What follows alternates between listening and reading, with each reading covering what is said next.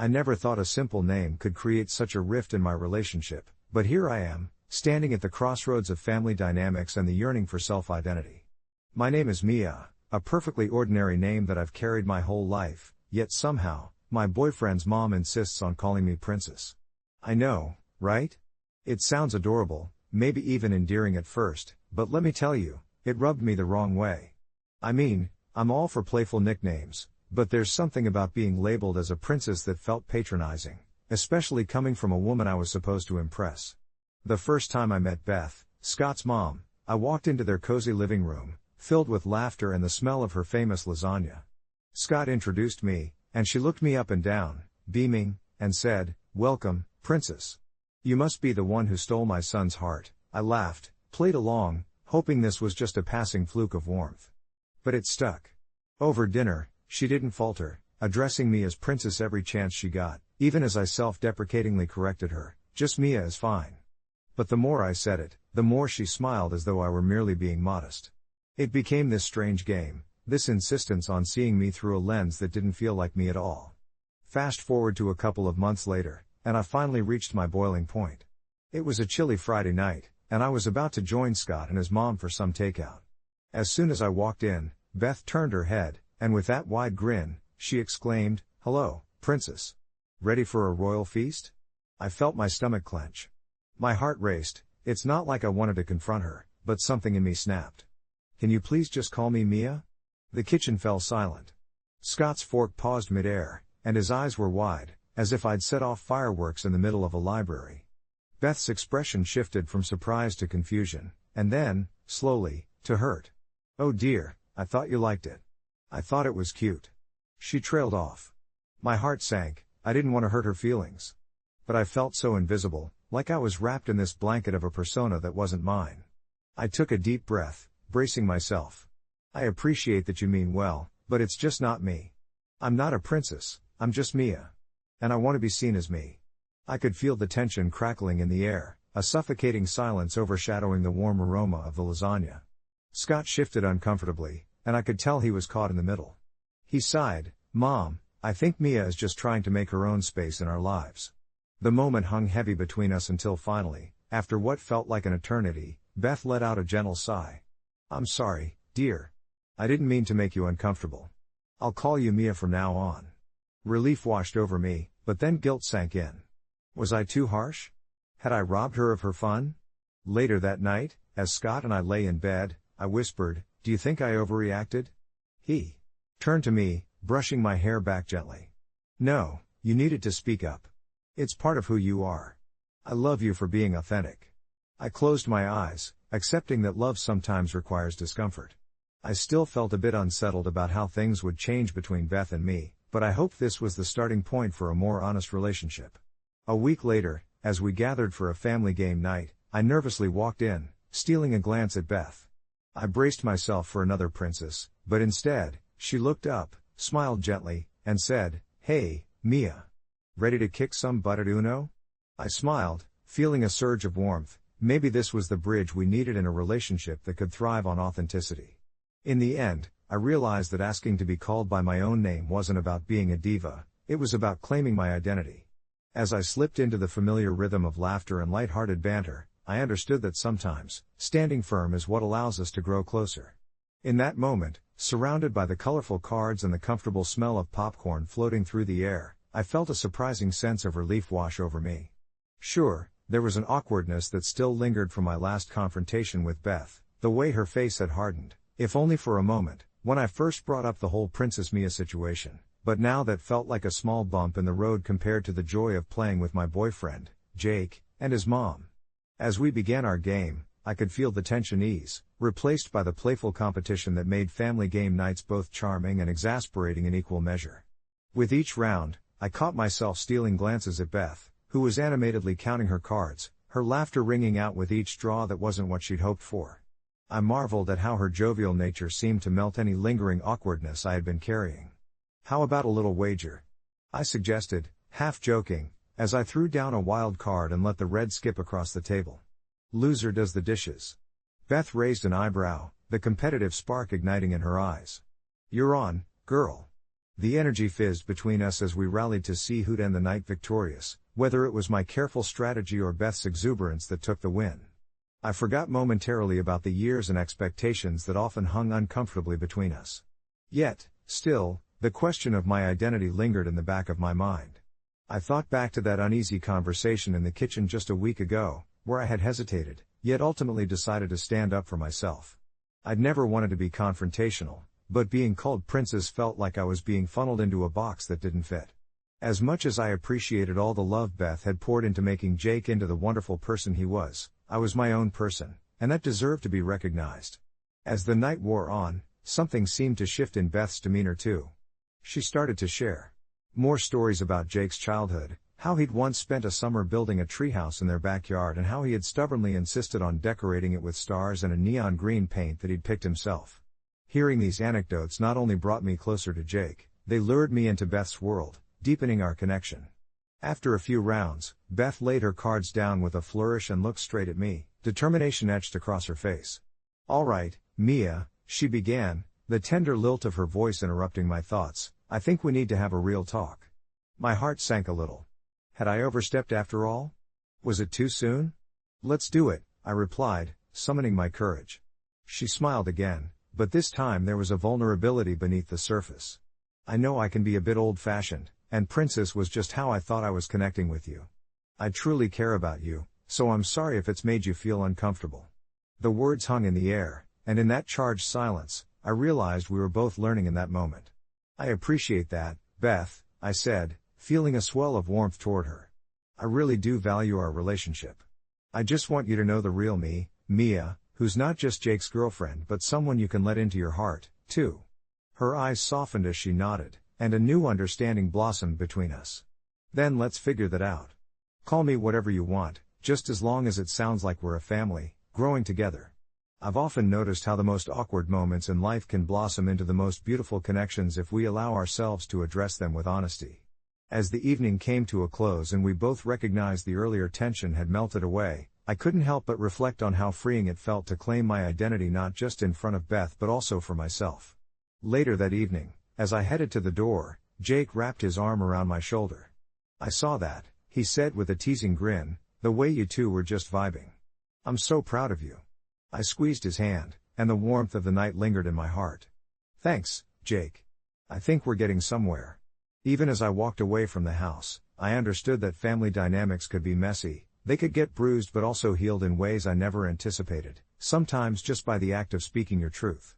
As I walked down the familiar path leading to Jake's car, my heart beat with a mix of excitement and anxiety. The stars twinkled in the cool night sky, each one a little affirmation of the night's progress. "You know," I said, breaking the silence as Jake opened the door for me, "I didn't realize how important that moment with Beth was until it happened." He settled into the driver's seat, glancing at me with curious eyes, his fingers tapping lightly against the steering wheel. "What do you mean?" I leaned back, trying to articulate the storm of emotions swirling inside me. "It's not just about her calling me Mia," I continued, hesitating just enough that I could capture the weight of my words. "It's about being seen. I've felt like a ghost in this relationship with her, like I'm just Jake's girlfriend, you know?" Jake nodded slowly, his expression softening. "I get it. You're more than just that title." The way he said it made my heart flutter, and for once, I felt relieved rather than anxious. "Yeah, and it made me realize, if I don't speak up for my identity, who will? I want her to know me as I am, not as she wishes I'd be." The drive felt like a blur, a soothing rhythm of tires on pavement, but my mind raced with thoughts about what lay ahead. Would Beth continue to call me Mia? Would she embrace this side of me that I was beginning to embrace myself? I tried to play it all out in my head, planning for every possible outcome, but each time I spiraled down a potential avenue, I tugged my thoughts back to the moment we had shared over Uno. We arrived at Jake's apartment, and as he opened the door, I followed him into the softly lit space, filled with the scent of his aftershave mixed with the faint aroma of leftover pizza. He turned to me with a playful smile. "Want to play a round of something? Or maybe just talk about your epic Uno strategy?" I laughed, letting the humor cut through the lingering tension. "Let's save the games for tomorrow, but I could definitely use a little unpacking of feelings tonight." I flopped onto the couch, feeling like with each word, I was unzipping a hidden compartment within myself. As the night stretched on, we talked about everything, about my work, my dreams, and of course, Jake's mom, and I could feel every layer of that emotional wall I'd built starting to dissolve. "You know," he said thoughtfully, "Beth can be a little tough, but maybe what you did today is what she needs to really get to know you. Sometimes it takes a little push." His words resonated with me, echoing in the corners of my mind. I thought back to all the family dinners where I felt some version of myself being misplaced. But speaking up had planted a seed. Maybe, just maybe, standing my ground would help both me and Beth grow closer as a family. "Maybe I'll bake her some muffins or something the next time I see her," I mused out loud. "Something safe and comforting, like a peace offering," Jake chuckled softly, the sound warm and friendly, like a cozy blanket wrapping around my worries. "You'd bake? I must record this monumental occasion." I rolled my eyes, but the laughter that bubbled to the surface felt genuine, washing over the remnants of yesterday's uncertainty. By the time we settled in, I felt a sense of calm enveloping me. The evening had turned out to be more than just a game, it was an invitation to foster understanding and acceptance. As we talked and laughed late into the night, I realized I was finally shaping the narrative of who I was, actively weaving my identity into the fabric of relationships that meant the most to me. Whether it was with Jake, Beth, or even myself, I was starting to own my story. As sleep pulled me away, I closed my eyes thinking of the possibilities and the small steps ahead. Who knew that a name could open so many doors? For now, I felt peace, accompanied by the gentle heartbeat of a new chapter just beginning. I never thought a water fountain could become a point of contention, but here I am, sitting at my kitchen table, staring out at the little slice of paradise my backyard has become. When I bought my house 4 years ago, it came with an abundance of quirks, most of them charming, but there was this one thing that caught my eye immediately: a dilapidated stone fountain, tucked away beneath a tangle of vines and weeds. At first, it seemed like yet another problem to tackle among the many renovations I had lined up. But as I stripped away the layers of neglect, I found something beautiful beneath: the intricate carvings that wove into the stonework, the delightful gurgle of water once I got it running again. It became the heart of my outdoor space, a sanctuary where I could escape after long days of work. Friends and family loved it, and I cherished the evenings spent sipping wine on my patio, the sound of water filling the air. It was my little oasis, and I wasn't about to let go of it easily. But then my neighbor, Lisa, moved in next door, and that's when everything unraveled. She was nice enough at first, friendly, always waving, but there was something about her demeanor that felt off when she mentioned the fountain. One afternoon, she brought over a plate of cookies and casually asked if I'd ever considered giving the fountain to her. "It would really complete my garden," she said, her eyes sparkling with what I could only assume was enthusiasm. I was taken aback, a little incredulous, as I chuckled and politely declined, thinking she was joking. But she wasn't, and from that day forward, her comments turned into subtle hints, and those hints became outright requests. "Think about how much better it would look in my yard," she'd say, and I felt a knot in my stomach every time. I was torn. It was just a fountain, after all, but it was my fountain, a part of my home and heart. Each request felt increasingly invasive, as though she was infringing on something very personal to me.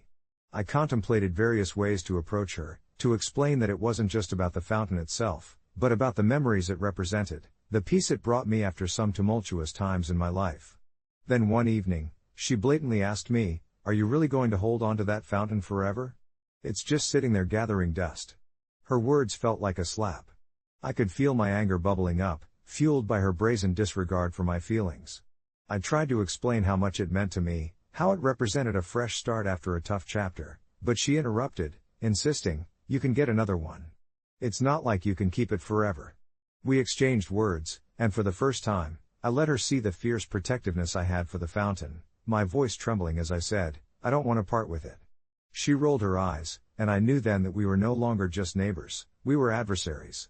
Days passed where I felt a heavy weight on my chest whenever I spotted her in her yard. I began to feel self-conscious, paranoid even. Would she think about it every time she looked at her garden? Would my unwillingness to part with a piece of stone ruin the neighborhood peace? I couldn't shake the guilt, but I also couldn't give in. That fountain had become a symbol for me, and letting go would feel like surrendering a piece of myself. I eventually confided in a few friends, and to my surprise, they rallied behind me, urging me to stand my ground. Eventually, after much back and forth, I sat down with her one afternoon, my heart pounding, and reiterated my refusal.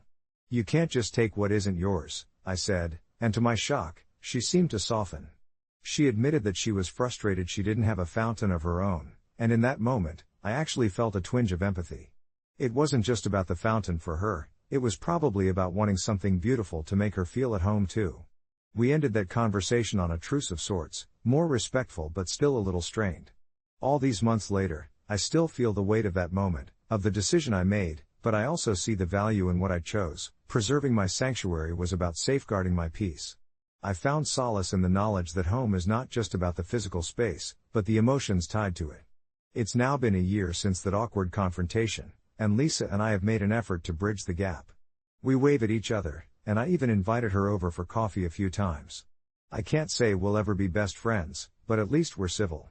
The fountain still bubbles in my yard, a testament to my journey, a reminder that some things are worth fighting for, and a gentle whisper that sometimes, it's okay to take up space and claim what is yours. As I sit on the patio, the sun spilling warm rays over our little backyard oasis, I watch the water fountain sparkle in the late afternoon light. It bubbles softly, sending little ripples across the surface of the birdbath beneath it, where cheerful robins dip in for brief splashes. I still remember the day Lisa had come over out of the blue, her voice shaky as she demanded I give it back, her eyes wide with disbelief at my firm refusal. It's funny how just a year can change so much. Back then, I felt a cocktail of surprise and frustration at her abruptness, but now, there's a sense of calm, almost acceptance, in our relationship. Sure, we weren't chatting about the favorite shade of lipstick or surviving the latest Netflix series over coffee, but a nod and a wave held their own kind of conversation, didn't they? It felt good to reclaim that space, not just in my yard, but in my life. I've learned to appreciate that sometimes, boundaries are not just about lines drawn in the sand, they're about personal growth and understanding what you deserve. You know, the fountain, once an unwanted artifact in our home, morphed into a symbol of resilience. I even caught myself thinking about how Lisa had painted her life in a stark black and white, while mine gradually became a watercolor, soft and blending, colorful and hopeful. One afternoon, after inviting her over for coffee again, I decided to take a chance. As Lisa sipped her latte and glanced curiously at the bubbling fountain, I mentioned how I'd been considering adding some pebbles around the base, maybe even a few plants to create a more inviting atmosphere. She hesitated, her brow furrowing slightly, and I could almost see her weighing her words, like she was taking measured steps into a land that felt unfamiliar. You know, she said cautiously, I always thought that fountain had a wrong place in our neighborhood, but now I see it fits. Her voice trailed off, and a hint of a smile danced on her lips. At that moment, it struck me how layered our emotions had been, how much history nestled beneath the surface of our seemingly mundane interactions. It felt like a truce, a mutual recognition that our choices shaped our spaces, but they didn't have to define us entirely. After that coffee, I found myself reflecting on our lives more deeply. Maybe we were more alike than different, two women figuring out our place in this world, both grappling with our own battles but learning to navigate the complexities of adult relationships. Every time I looked at the fountain, it reminded me of the bubbling emotions we often kept bottled inside, just waiting for a spark to bring them back to life. Season by season, as the fountain continued to flow and thrive, I planted flowers around it, and they blossomed, matching the vibrant changes occurring in my life. They seemed to invite bees and butterflies to our little corner of the world, echoing the beauty of growth and coexistence. Then one afternoon, while arranging a cluster of marigolds around the edge, I noticed Lisa standing by the fence, watching me. Unlike before, her expression was softer, more open. I was just admiring your flowers, she called out, and for a moment, I paused, feeling a thread of connection weave silently through the air. Thanks. Want to help? I blurted out, a mix of unexpected eagerness and genuine hope pouring out. To my surprise, she hopped over without hesitation and spent a couple of hours digging in the dirt, laughter spilling from us in easy waves as we swapped stories about everything from home projects to quirky family traditions. I don't know if that afternoon changed everything, but it certainly shifted the momentum between us. If there's one thing I've learned, it's that preserving space, and fighting for it, can lead to unexpected connections. The fountain, once a source of tension, turned into a centerpiece of friendship, an unlikely bond flowing gracefully through the currents of our lives. And as those blooms opened under the sun, I realized that sometimes, it's not just about claiming what's rightfully yours, but also about sharing the beauty in your life with others, creating something larger than both of you. So here I sit, cup of tea in hand, watching a new chapter unfold, one that flows as effortlessly as the water in that soft, bubbling fountain. The sun hung low in the sky, pooling golden light in my backyard, illuminating the gentle dance of leaves stirred by a light breeze. As I sat with my cup of tea, I couldn't help but think about how much had changed. The fountain, with its rhythmic bubbling, seemed almost alive, gurgling its secrets while I reflected on this past year. Lisa's visits had become frequent, and in a way, they felt like nurturing the roots of a friendship that I hadn't seen coming. Funny how a piece of stone and water could forge a connection between two people who had once viewed each other as enemies. I often marveled at how we would sit on my patio, talking over the sound of that bubbling fountain while the sun dipped lower, casting long shadows across the grass. Initially, our conversations danced around pleasantries, but gradually they deepened, sharing stories about our childhoods, our aspirations, and even our fears. I learned that Lisa had spent years feeling like an outsider, displaced from her cherished home that had been sold to its current landlord, and how she often wished she could reclaim even just a small piece of it. That, perhaps, was her own fight for space, one she had focused on before my waterfall had come into the picture. Some days, in the soft glow of twilight, I could sense her longing as she gazed at the fountain, as if it were a bridge to a past she missed. "It really is such a beautiful feature," she would say, her voice low and contemplative. "I remember how it used to be in my parents' yard. Just a small, humble pot with a bit of trickling water, but it sparked so many happy gatherings." Each of her memories wove a thread between us, connecting our experiences in unexpected ways. We grew closer, too, when we would host neighborhood gatherings, allowing others to see our evolving friendship. The fountain stood as a testament to our ability to create something positive from old grudges. I remember the day when the first blush of spring arrived, and we teamed up to organize a small block party. As laughter filled the air and children played by the fountain, I caught a glimpse of Lisa's smile, unrestrained and genuine. It was as though she had set down the burdens of comparison and jealousy. And honestly, I felt lighter too. The bitterness I had once clung to had slipped away, replaced by a sense of shared joy. But like a breeze that turned suddenly, our connection met a momentary pause. One day, Lisa arrived with a different energy about her. There was a weight in her smile, a melancholic shadow behind her eyes. "I may have to move," she said, sitting down at the edge of my patio. The words hung in the air, heavier than I expected. After months of building something I thought was strong and lasting, my heart sank. "My job is relocating me. I'm going to have to leave the neighborhood in a few weeks." For a moment, everything felt surreal. I resisted the urge to fold in on myself, to protect my heart from the thought of losing this friendship we had carefully nurtured. "Is there any way to stay?" I blurted out, wishing I could teleport her into staying just a little longer. But she shook her head with a gentle sadness, her fingers tracing the rim of her mug. "I wish. I'll miss our tea times, and I'll miss the fountain in your yard, too." Those words struck me. It was more than just a fountain, it represented our journey together, the growth we nurtured in one another through shared laughter and vulnerability. I realized then that preserving space isn't just a matter of claiming something physical, it's also about creating emotional ties and legacy in our lives. I took a breath and cleared my throat. If you have to move, you have to move. But how about instead of saying goodbye, we make this an adventure? Let's start planning some visits, and I'll send you updates about the fountain, what blossoms, what birds arrive, and who visits. It can be our place still. A smile broke through her somber demeanor, and just like that, our moment of uncertainty transformed. "You promise?" she asked, her eyes sparkling with hope. "I want to hear all the stories." We both laughed, and I could feel the air lightening around us. It was a conversation that echoed what I had learned: while standing your ground is important, allowing yourself the flexibility to share experiences and memories with others can lead to bonds that withstand distance. As the last embers of daylight faded, we sat together in comfortable silence. Each bubble of the fountain seemed to whisper promises of continuity. I stared out at the sparkling water, realizing that this moment, though bittersweet, would not mark the end but rather a new chapter, one that could flow just as effortlessly as the water coursing through our fountain.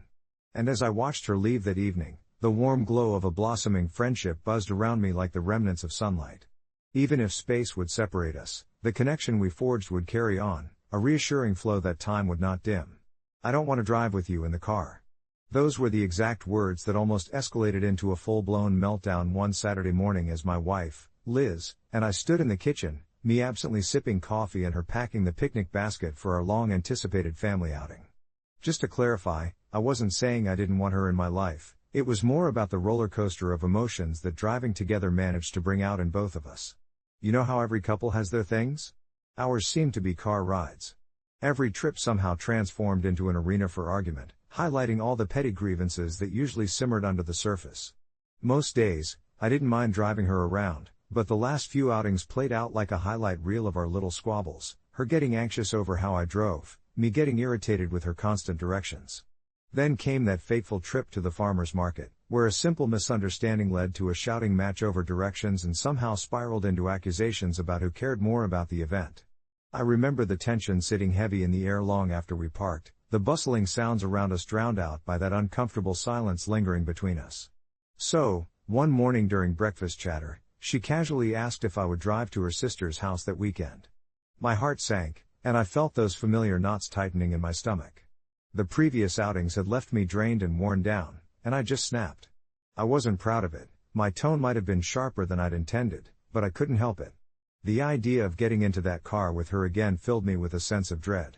I explained my feelings, how every drive felt like a trigger for us both, and any simple disagreement quickly escalated into something bigger. Liz's face fell. I could see betrayal mixed in with confusion, and her disappointment hit me like a punch to the gut. Am I really that unbearable? She asked, her voice barely above a whisper. And in that moment, my frustration twisted into guilt. I loved her, how could I make her feel this way? The air felt thick with unspoken words as I tried to articulate my thoughts. I wanted her to understand why I would rather drop her off at the door and let her go in alone rather than endure another trip marred by tension. But all she saw was a husband unwilling to support his wife with something as simple as driving. It felt like we were caught in this cyclical frustration, and my heart ached contemplating our distance. The car ride that day never happened. Instead, I suggested we take separate cars so we could meet there. She reluctantly agreed, but the grumble of her irked annoyance echoed long after she stormed off to get ready. I kept thinking back to that moment, tossing and turning as I questioned whether I had crossed a line or if this was a necessary boundary for my own mental well-being. Days later, I found myself sifting through various Reddit threads, poring over stories that mirrored our dynamics. Surely, I wasn't the first one with a spouse I struggled to share space with during commutes. I even contemplated posting my own version of AITA for refusing to drive if my wife is in the car. But a part of me hesitated. Deep down, I knew Liz cared, and I didn't want to turn our argument into a public spectacle. As I sat there contemplating, it struck me how foolish it seemed to navigate our lives around this one issue. I decided to approach the subject with her again. Maybe I could suggest a little help from a counselor, a group session to learn how to communicate better in those confined spaces. I prepared for another confrontation, but surprisingly, when I brought it up, her response was a sigh of relief, admitting she also felt the struggle but didn't know how to address it without making it worse.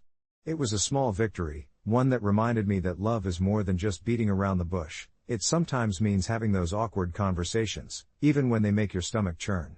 The road ahead may be bumpy, but I have hope that with a little patience and awareness, we can learn to drive together again, both literally and metaphorically. As the weeks rolled by, that small victory began to ripple into the fabric of our everyday life. We found ourselves seated across from one another more often, each conversation occasionally uncomfortable but always honest. The tension I had imagined would linger started to dissipate into something softer, almost like a mirage that fades as you approach it. Still, every time I slipped into the driver's seat with her beside me, my mind flooded with images of our past drives, moments that felt both intimate and painfully stifling. I remembered that one time we drove to the coast, laughing at how close my car came to the edge of the cliffside. I could still hear her shriek mixed with laughter as I swerved to avoid a pothole. In that memory, I felt a bittersweet ache. Those joyous days had fallen prey to an unspoken strain that was hard to articulate. One evening, while we were watching one of those awful reality shows, where people threw drinks at one another over petty arguments, I snuck a glance at her from the corner of my eye. She looked so content, yet a hint of melancholy rested in her gaze. This time I took the plunge. "Do you think we can go on a drive soon?" I asked, somewhat hesitantly. I was greeted with a skeptical arch of her eyebrow, and my heart raced in response. I rushed to clarify, "I mean a short one. Just to the park, with windows down, no destination." She paused, chewing on her lip before nodding slowly, but I could tell there were layers beneath that simple gesture. I could sense that she was weighing her answer against the awkwardness we had been navigating. "Okay, but we have to promise to communicate this time. No silent treatment, all right?" "Deal," I said, relief washing over me. When the day came, sunny and promising. I found myself standing outside the car for what felt like an eternity. She sidled up to me, and for a flicker of a moment, anxiety gnawed at the edges of my excitement. Had we really untangled the threads? Would it snap back to the old ways once we hit the road? With a deep breath, I opened the door for her, trying to fit that old romantic script despite our recent battles. As we drove, my nerves had a friend in the cool breeze flowing through the open windows. I dared to give a sideways glance at her, and to my surprise, she was smiling, a look I hadn't seen in what felt like eons. "I think I actually missed this," she said lightly. The casualness of her voice struck me, wrapping around me like a cozy blanket. There were a few quiet moments where I could feel the air between us change, morphing into something more comfortable than before. Halfway to the park, she turned to me with earnest curiosity and asked, "What was it that made you refuse to drive with me before?" The question hung in the air like a low-hanging mist. I felt trapped, I guess. It'd start as just us driving, and then I'd feel like our conversations were running out of gas. I often felt like I had to suppress my thoughts just to keep things smooth. Like we were always dodging potholes while ignoring the road ahead. She nodded, absorbing my words. That's exactly how I felt too. I was afraid to steer us into any territory that might end up with us arguing in the car, and it made me anxious. I didn't want to face that tension when it was just supposed to be a simple drive. Why did we let it come to that? I asked, almost more to myself than her, but she answered, her voice softer now. Because trying to keep things perfect put pressure on us. We let the unease grow like weeds in a garden. Suddenly, I felt a weight lift, and the path ahead didn't seem so wound up in knots.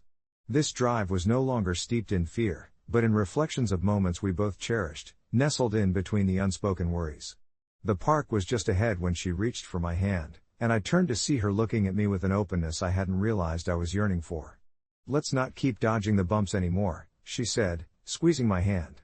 "Yeah, let's just drive," I replied, and as we turned into the park, I felt a resurgence of hope fill the cabin. The journey together was far from over, but it felt worth taking. We parked under an oak tree, the sunlight dancing through the branches, flickering between our faces as we looked at each other, perhaps for the first time in a long while, not just as partners sharing the road but as companions rediscovering each other, leaning into the uncertainty with a hopeful spirit. In the weeks that followed, we traded drives for hikes, park picnics, and late-night talks in our living room. Each outing became an act of reclaiming what had been lost, weaving in and out of nurturing our bond. And occasionally, our conversations would dive deep into the past where unspoken grievances lived, and we would laugh at the absurdity of how it took a struggle to glide us back into the comfort of companionship. I think hindsight can sometimes be more liberating than we give it credit for. We may still have our moments of shaky ground ahead, but for now, I know we'd learned something invaluable, the beauty of simply sharing the ride, bumps and all. I found myself smiling more as the days stretched into weeks, the sunlight filtering through our kitchen window in the morning, illuminating the promise of a new day. It felt strange, almost surreal, how conversations that once felt like precarious tightropes transformed into bridges connecting our hearts. One Saturday morning, as we were preparing breakfast, I caught her humming softly to the tune of an old song that echoed through the house. I couldn't help but join in with a slightly off-key harmony, and we both laughed at my attempt. In that moment, it was as if a weight had lifted, and the air between us crackled with a vibrant energy I hadn't felt in a long time. But it wasn't all smooth sailing. There were still remnants of that tension whenever we approached the car. I remember the day we decided to take a drive together to visit the farmer's market, a small outing that was supposed to be relaxing. As I turned the ignition, the engine's growl filled the air, and an unspoken apprehension crawled back into my gut. I caught a brief flicker in her eyes, a hesitant glance towards the dashboard, as if she feared that the journey we were about to take would steer us off course again. I took a deep breath, recalling all the progress we had made, and turned to her. "Ready?" I asked, hoping my voice conveyed more confidence than I felt. She nodded, but I could see the edges of her lips twitching slightly, betraying the unease beneath her composed facade. As we merged onto the road, I felt the familiar squeeze of tension in my chest. The world outside zipped by, green trees blurring into a colorful tapestry, yet it felt like we were suspended in a moment that could tip either way. Halfway through, while we waited at a red light, I started talking about the summer plans, the vacation we had dreamed about, and how excited I was to explore new places with her. Slowly, she unwound, sharing snippets of her thoughts, her laughter beginning to spill into the cabin, easing the weight of past shadows. It was like oil on troubled waters, our rhythm returned, the easy banter making the ride feel less like a challenge and more like an adventure. Yet, it was only when we parked in the lot, surrounded by laughter and the sweet scent of fresh produce, that it hit me. These outings were not just about conquering our fears but weaving a tapestry of memories, day by day, thread by thread. I watched as she slid out of the car, her face lighting up with joy at the sight of the market stalls. I realized then that this was what it meant to truly reconnect, to embrace the small moments, to not just share the driving but also the laughter that flourished in the little things. As we wandered, hand in hand, between bright displays of fruits and flowers, I felt that perhaps the real treasure was not in trying to eradicate the past but in learning how to navigate it together, combining our strengths. Even moments of silence held a new promise. We had learned to be present with each other, to sit with the stillness without letting it navigate our emotions. Months later, I found myself reflecting, our dynamic had transformed in ways I hadn't expected. Occasionally, we still stumbled into those old patterns, where one of us would retreat or slip into silence, but now we approached those moments with awareness. I'd suggest we take a drive to unwind, ensuring we'd set the tone early, sometimes with a silly playlist or a game to keep the atmosphere buoyant. Each journey felt like a rediscovery, a chance to create new memories that overshadow the shadows of our past. Life isn't always perfect, and maybe it's in the flaws where our story truly breathes, vibrant and imperfectly beautiful. I still don't know what the future holds. Maybe more bumps, more lessons, or perhaps a serenity we haven't yet touched. But as I navigated through this winding road of life with her by my side, I found solace in the thought that we were learning together. And that in itself was worth every hesitant mile we'd faced together. I always thought of myself as a generous friend, the kind of person who'd go out of their way to make sure everyone around me felt included and cared for. But this one night, sitting across from Mia at our favorite Italian restaurant, I started to question everything about my kindness. It was supposed to be a simple catch-up dinner. We hadn't seen each other since the chaos of her breakup. As I sat across from her, sipping my water and picking at my risotto, I noticed how her eyes danced with excitement as she perused the menu. She started with a glass of wine, then quickly added an appetizer, followed by a main course that was twice the size of mine, and before I knew it, she was contemplating dessert like it was the only meal she'd eat for a week. My mind raced, and I tried to wrap my head around the idea of splitting the bill equally when it clearly wasn't equal at all. I felt a knot in my stomach. Would she expect me to foot the extra cost because she was having a tough time? Midway through her meal, Mia turned to me with a smile that was both captivating and vaguely suffocating. You know, you don't have to hold back on the spending. Just because I'm in a rough patch doesn't mean I can't enjoy a little splurge, I chuckled awkwardly, trying to brush off the awkward tension that simmered in the air. The thought of her expectation clung to me like an unwelcome guest. I had been there for her during the breakup, offering late-night phone calls and ice-cream-soaked evenings on the couch, but this felt different. As she savored her dessert, I couldn't ignore the mounting frustration. Why was it my responsibility to cover her choices? I contemplated saying something, but every time I opened my mouth, the words fizzled out. Instead, at the end of the meal when the check arrived, I took a deep breath, picked it up, and examined it with the intensity of a detective looking for clues. Mia, I said quietly, I think you ordered quite a bit more than I did, so I'd really prefer we split this based on what we each had. Silence thickened the air between us, and her eyes flashed briefly, confusion mingling with annoyance. Wow, really? I know things haven't been great, but you know I'm not trying to take advantage of you, right? I felt my face heat up. Deep down, I just wanted her to own her choices. But how do you say that to a friend without it sounding cold? Feeling vulnerable, I muttered an apology and paid my half, leaving a slightly awkward silence that lingered long after we parted ways. I drove home that night questioning if I had been an unreasonable jerk. Did standing my ground make me the villain in this friendship? The emotional whiplash gnawed at me, leaving me unsettled. A few days later, there was a text from Mia. Hey, I felt really bad about how I reacted at dinner. I guess I was just trying to enjoy myself, but I should have considered how it would come across. Relief washed over me, but it didn't completely erase the discomfort. I typed a quick reply, letting her know I appreciated her message and understood where she was coming from. Still, the underlying tension lingered in the back of my mind. What did that dinner really mean for our friendship? In the end, I chose to believe I wasn't in the wrong. I needed to stand my ground, after all, even if it came at the cost of a little discomfort. Even now, when gatherings with friends come up, I hesitate over the check at the end, a tiny ripple of anxiety reminding me of that night. But maybe, just maybe, It was a necessary lesson on boundaries and understanding. One little dinner shaped my perspective in ways I never anticipated. I found myself replaying the events of that evening over and over.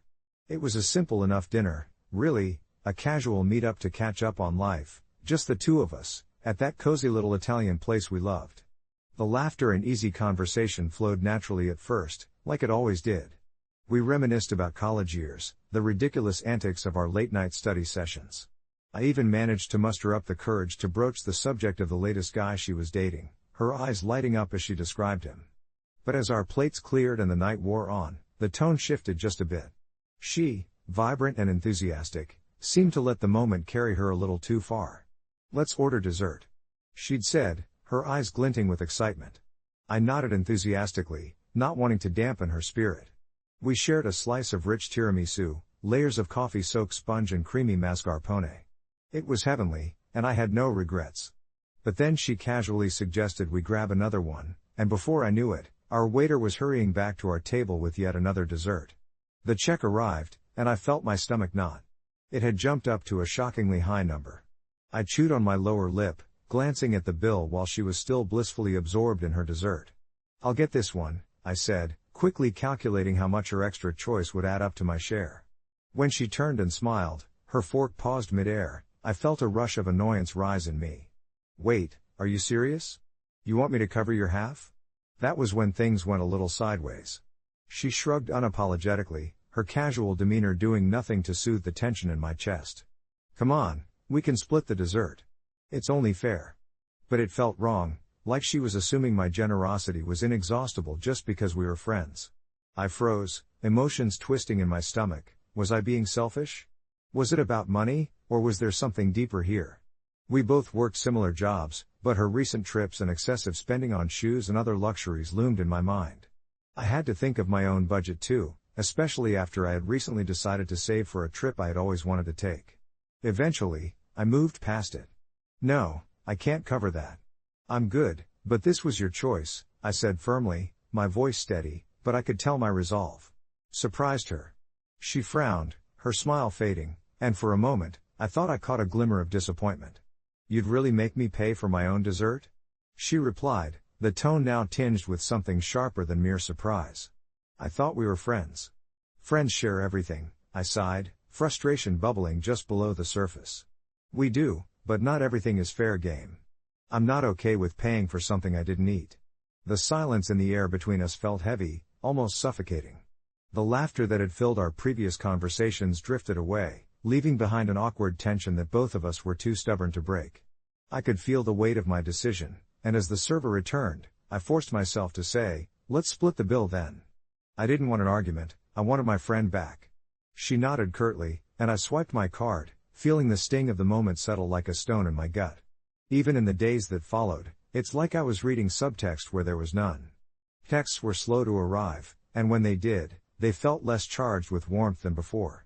It gnawed at me because, deep down, I cared about her. I found myself grappling with my own emotions. Was I justified in standing my ground, or had I pushed her away in the process? Finally, a week later, she invited me to a group outing with friends. I hesitated, unsure if I was ready for another check dilemma, but I missed her too much to decline. As the night unfolded, I braced myself for the awkwardness that might arise. But then, something unexpected happened. There we were, surrounded by mutual friends, and she got up to make a toast. To friendships, both the easy and the hard, and to learning what it means to share. "I'm grateful for every miscommunication that teaches me what really matters." Her eyes flickered toward me, and my heart clenched. Did she mean that? I couldn't make sense of the words swirling in my mind, so instead, I raised my glass to her. To being honest, and figuring things out as we go. The group laughed, and, for the first time in days, the tension between us felt like a thread weaving its way back together. Now, as our friendship continues to grow, there's still that tiny ripple of anxiety when it comes to sharing bills, but it's been a lesson. I reevaluate what generosity means, not just for others, but for myself as well. With every dinner outing, I aim to balance giving with being guarded, setting boundaries while still cherishing the moments we have. And who knows? Maybe it's not about who pays for what at the end of each meal but about the conversations we'd fill those moments with. I can't deny that the unease of that dinner still lingers in the background, But it's like a shadow I've learned to accept rather than fear.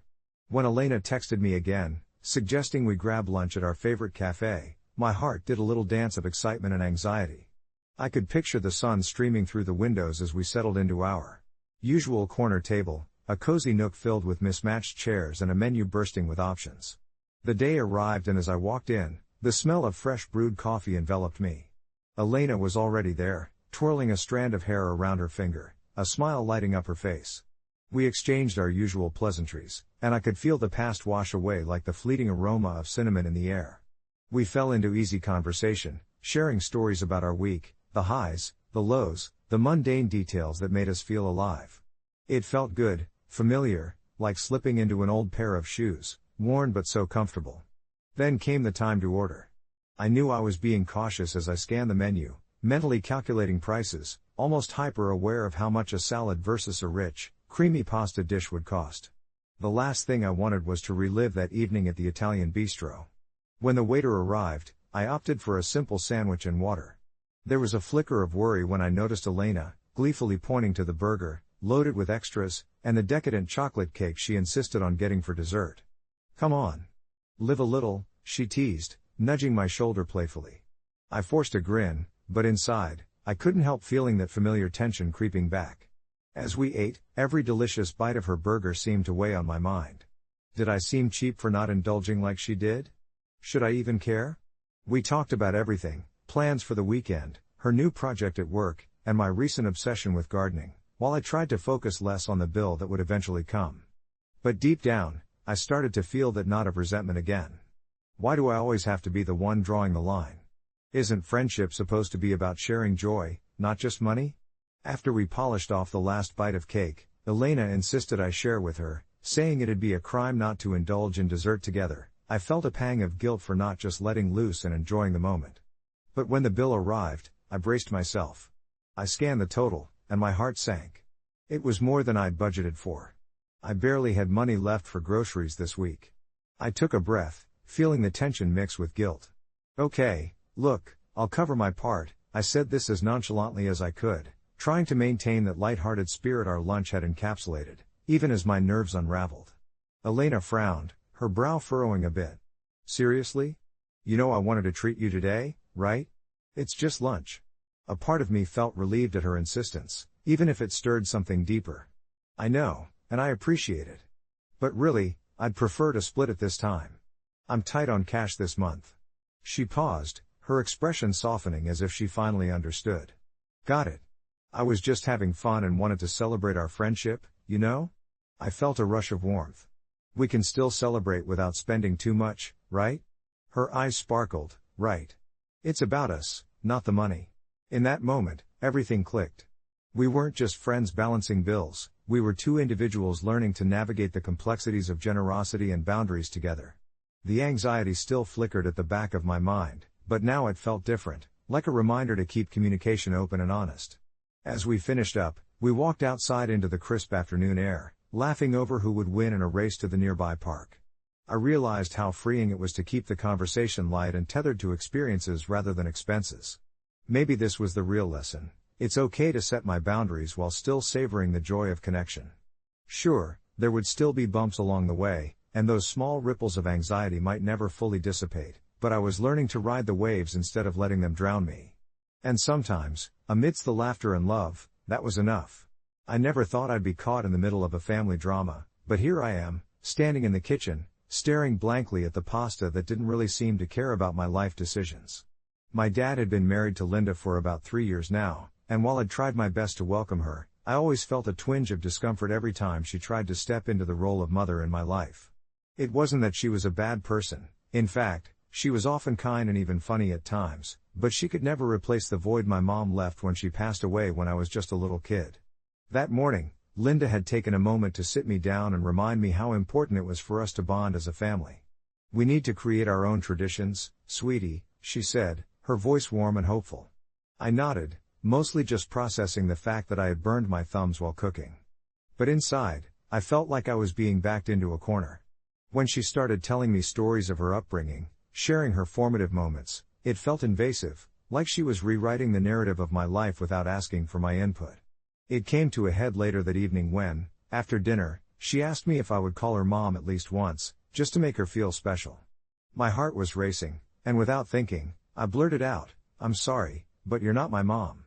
The silence that followed was deafening, broken only by the clatter of my fork dropping onto my plate. I watched Linda's face fall, her smile replaced by a look of shock that felt like a physical blow. I could hear my dad in the other room, and suddenly, the air felt thick with unspoken words. Did I go too far? I thought, staring at Linda, who blinked back tears. It was all so confusing. I wanted to comfort her, but I also felt resentful. Did it even matter how she felt? My mom had been my whole world, and trying to fit Linda into that space felt wrong. I couldn't help but reflect on the harshness of my words, but part of me felt justified. After a long, awkward moment, my dad finally stepped in, trying to soothe the tension. "Let's take a break," he suggested, awkwardly glancing between us while Linda excused herself to the bathroom, clearly on the edge of sobbing. In that moment, I felt like the villain of a story I didn't even want to be a part of, as anguish and guilt wrapped around my heart like a heavy blanket. Leaving the kitchen, I felt lost, unsure of what to do. Was I an asshole for being honest, or was I simply trying to protect my own heart? A week passed, and the atmosphere in our house grew thick with unspoken sentiments. Linda was quieter at dinner, and my dad tried to bridge the gap, mentioning counseling, family dinners, and even board games. I wanted to scream that nothing could replace the bond I had with my real mom, but instead, I shoved my feelings deep down, hoping they would just dissolve. One evening, as I lay in bed, I replayed Linda's face, and it haunted me. I realized I did owe her some understanding. She was trying and maybe deserved more than I was willing to give. I gathered my thoughts, and the next day, I approached her, my stomach churning. "Can we talk?" I asked, my voice shaky. I watched her expression shift from guarded to curious. Sitting down together, I took a breath. "I think I overreacted the other day. I really appreciate what you're trying to do, but I kind of felt blindsided. I miss my mom." There was a long pause, and then she nodded, tears pooling in her eyes. "I miss my mom too," she whispered, and I finally saw her vulnerability shine through the walls she put up. It was the start of something, an understanding that maybe we could find common ground, even if it didn't lead to anything resembling a replacement. Days turned to weeks, and with each shared meal and tentative conversation, I felt cracks in the walls between us. It wasn't easy, but learning to navigate the relationship felt less like a betrayal to my mom's memory and more like a testament to forging my path forward. There wasn't a moment that settled everything perfectly, but we were trying, and that felt like a small victory. So, am I the asshole for telling Linda that she's not my mom? I suppose I didn't mean to be hurtful, but sometimes in the messiness of family bonds, honesty is its own form of love, and over time, I hope we can build something new from it. I think about that moment every day, how it felt to say the words out loud. "You're not my mom, Linda." They hung in the air like a heavy fog, lingering, piercing through the carefully constructed walls of our family dynamic. The first few months of her marriage to my dad had been a whirlwind of clashing emotions and awkward tries at affection. I remember my dad's hopeful smile when he introduced her to me. Part of me wanted to return that smile, wanted to embrace some version of a life where everything felt united once more. But another part, the louder, more stubborn part, stayed rooted in the past, clinging fiercely to memories of my mother. She was the soft voice that soothed my scrapes, the gentle hand that braided my hair before school. Linda seemed, well, different. It wasn't just her name or the clothes she wore, but the very essence of her spirit that stung with discomfort. I hated how right my father was about her. They seemed to fit together like a puzzle piece that didn't belong in the box where my mother once ruled. That day when I stood in the kitchen, silence draping over us like a shroud, I wanted to scream. Instead, I felt an overwhelming need to be brutally honest. I wish I had chosen my words with more care. Maybe if I had couched my feelings in softer tones, we could have sidestepped the devastation that washed across her face. She didn't say anything at first. After what felt like an eternity, she took a deep breath, almost like she was trying to hold back a wave threatening to crash. "I didn't expect to be," she finally replied, her voice breaking slightly, and I immediately felt the heat of regret coat my cheeks. Even at that moment, I could see how deeply this hurt her, wounds colliding in a chaotic dance of raw honesty and heartache. I wanted to reach out. I wanted to hug her and confirm that my heart was in a whirlpool, too. Yet, I felt trapped between my loyalty to my mother's memory and the reality that Linda was trying her best to step into a role she never asked for. How could I reconcile those feelings? The days that followed were heavy, dinner felt tense, silence punctuated our conversations, and I often caught my dad looking back and forth between us like a tennis match. Linda would make an effort, cooking meals with recipes she picked up from my mom's old cookbooks, but I could see that my smile wasn't what she was hoping for. I felt like a walking contradiction.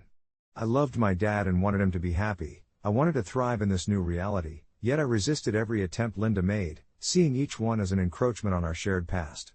After the rough patches, I began to think of all the small moments, the way she laughed easily at Dad's dad jokes, the way she'd gently tease him about his terrible dance moves.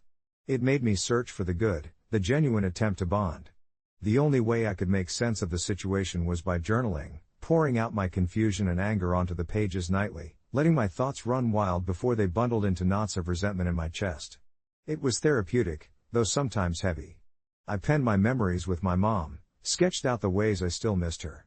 I also started to write about the moments with Linda that didn't feel so bad, almost like building a scrapbook of feelings I could revisit any time I wavered. The day finally came when I saw Linda sitting alone on the back porch, a cup of tea untouched against the cooling wood. Every part of me hesitated to join her, unsure of how to breach what felt like a chasm that had formed between us. But that little voice inside nudged me, encouraging me to be brave. Taking a deep breath, I stepped outside. "Hey, is this seat taken?" I asked, the words barely more than a whisper. She looked up, surprise etched on her face. "No, it's all yours." We sat in silence for a moment, both of us tracing the outline of our thoughts in the air between us. Finally, I spoke, "I'm sorry about what I said the other day. I didn't mean to hurt you." She turned to me, her eyes shimmering in the soft light, and for the first time, I noticed the vulnerability behind her usual confidence. "I know you didn't. I think we're both trying to figure this out." And there it was, an acknowledgement of the shared struggle, the complexities of our new reality. In that moment, it felt less like a betrayal to my mother's memory and something that might grow. Something new.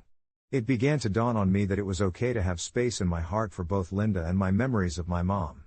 Tension still hung in our home like an ever-present guest, but we were learning, piece by piece, how to alter our rhythms into something that did not erase but enhanced. I could let my past stand beside my present. Maybe I'd never call Linda Mom, but I could give her a chance to be something else, a figure carved from shared struggles and burgeoning affection. Every step forward felt tentative, but it was direction. Because sometimes, in the messiness of family bonds, honesty transforms into understanding, and hope quietly takes root. It may not be simple, but amidst the chaos, a soft light flickered, reminding me that the journey is what shapes us. And while I don't have all the answers yet, I know we're figuring it out together, and that has to count for something. But the path towards that flickering light wasn't straight, far from it, actually. Just last week, I found myself seated at the kitchen table, the two of us sharing a dinner that felt far too formal, like we were actors in a play neither of us signed up for. Linda had cooked a lasagna, my mom's recipe, the way she used to make it, with layers of cheese that melted together harmoniously. It tasted almost right, but every bite sent me spiraling back to memories of a time when family dinners felt whole.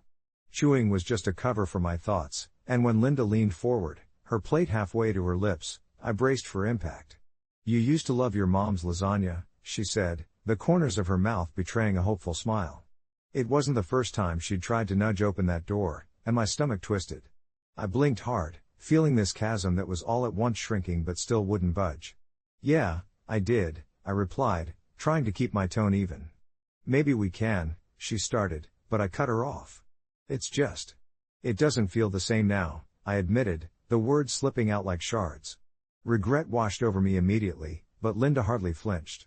Instead, her eyes softened, and for a moment, I recognized that flicker of understanding. "I know it doesn't, and I'm not trying to replace her," she said quietly, her voice almost breaking. "I miss her, too." It struck me then how odd and beautiful grief can be, a shared experience even between people who should feel worlds apart. My heart tightened, the anger ebbing away, and I realized that we were in the same storm, even if we had different boats. As we navigated those choppy waters, I was surprised to find my guard lowering just a fraction. The tension didn't dissolve, but it transformed, taking on a shape that felt less like hostility and more like something unforeseen. We exchanged stories, her memories of my mom as a stubborn friend, mine as the guiding light in my life. It somehow built bridges over that chasm, filling in the gaps with laughter and remembrance that felt less like an intrusion and more like a tribute. A week later, she asked if I wanted to go to the local farmer's market with her. I hesitated, panic gripped my insides. Was I actually considering spending more time with her? But there was a twinkle in her eye that day, reflecting genuine excitement, and for the first time, I thought maybe it wouldn't hurt to try. Sure, I replied, the word feeling like it was floating between us, fragile yet full of promise. That morning, we walked side by side under the bright sun, the air rich with the scent of fresh produce, and I remember stopping at a stall overflowing with vibrant flowers. Linda picked out a bundle of sunflowers, her fingers brushing against mine as she handed them to me. They reminded me of you, she said simply, as if it was normal. Bright and standing tall. Those words lingered long after that day, threading through the tapestry of our evolving relationship. It wasn't a miracle, but it was a start. I still grappled with feelings of guilt and nostalgia, moments when I'd catch myself longing for that call I could no longer make, a habit of retreating into the secure arms of memory. But every shared moment with Linda peeled away a layer of that discomfort, revealing something underneath, a tentative friendship. As I sit here now, reflecting on all of this, I realize I still don't call her mom. It doesn't feel right, it's too soon, maybe too far-fetched. But there's a warmth that blooms between us, something that still requires nurturing. I've come to appreciate Linda's attempts, and maybe she's come to understand the delicate dance of love and loss that I walk each day. There's room for this new identity we've crafted together, a designation that doesn't aim to erase my past but lifts it up with a new light. So here we are, standing on the edge of something uncharted yet familiar, where understanding begins to bloom in the cracks of our shared experience. And while it's still messy, I'm learning to accept the imperfections and embrace this journey together, one sunflower at a time.